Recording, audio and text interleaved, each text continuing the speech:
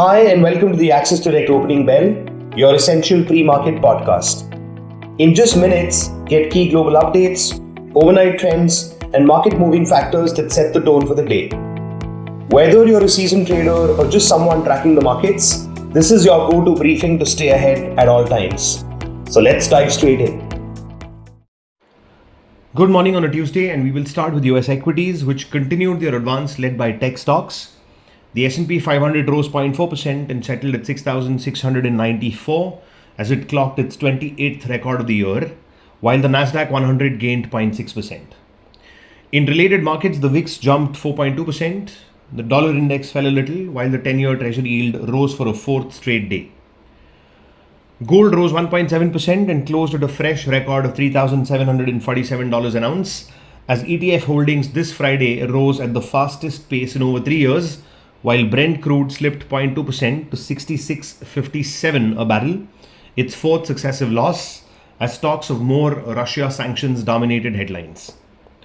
Elsewhere, the rupee fell to 88.32 on President Trump's decision to impose higher fees on new H-1B visas. Strategists are concerned that the rupee will underperform Asian currencies on the back of this development. Coming to stocks, in the Nifty settled 125 points down at 25,202, with the India VIX jumping nearly 6% to 10.6. Mid-caps and small caps dropped and underperformed the Nifty. 8 of the 12 NSE sectors slipped, with technology and pharma stocks dropping 3% and 1.4% respectively.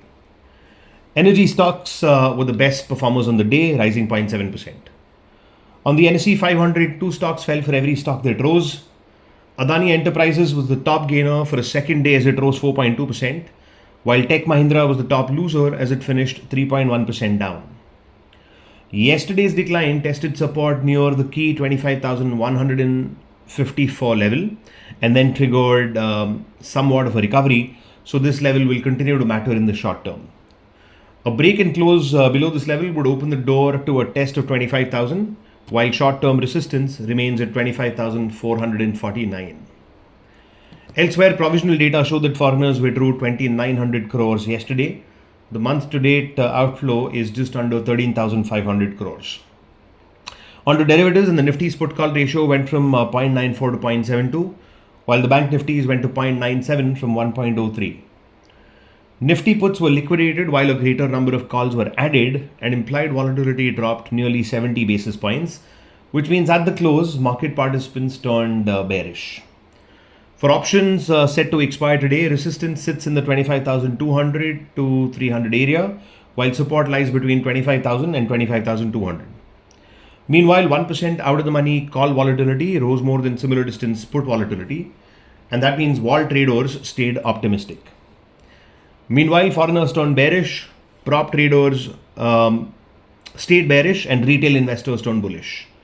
Elsewhere, foreigners' net shorts and index futures shrank by 3,000 contracts to 144,000 contracts. Looking forward to the upcoming trading session, the GIFT Nifty was down 10 points at 6:45 a.m. Asian markets were mixed while US index futures were flat. Coming to stocks, Exide, GSPL and Siemens were at horizontal support, while ABB, IRFC and IRCTC were at horizontal resistance.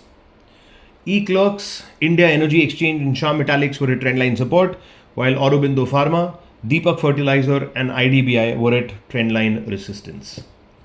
Speaking market breadth for the NSE 500, 58%, 59% and 67% of stocks were above their 50, 100 and 200-day moving averages. PMI numbers are due today from India and the US. That is a wrap on the day's podcast. Please note that this podcast serves solely for informational purposes and should not be considered financial advice of any kind. For a comprehensive disclaimer, please visit our website. Thank you, and we will see you tomorrow at the exact same hour. Have a good day. Investments in securities market are subject to market risks. Read all the related documents carefully before investing.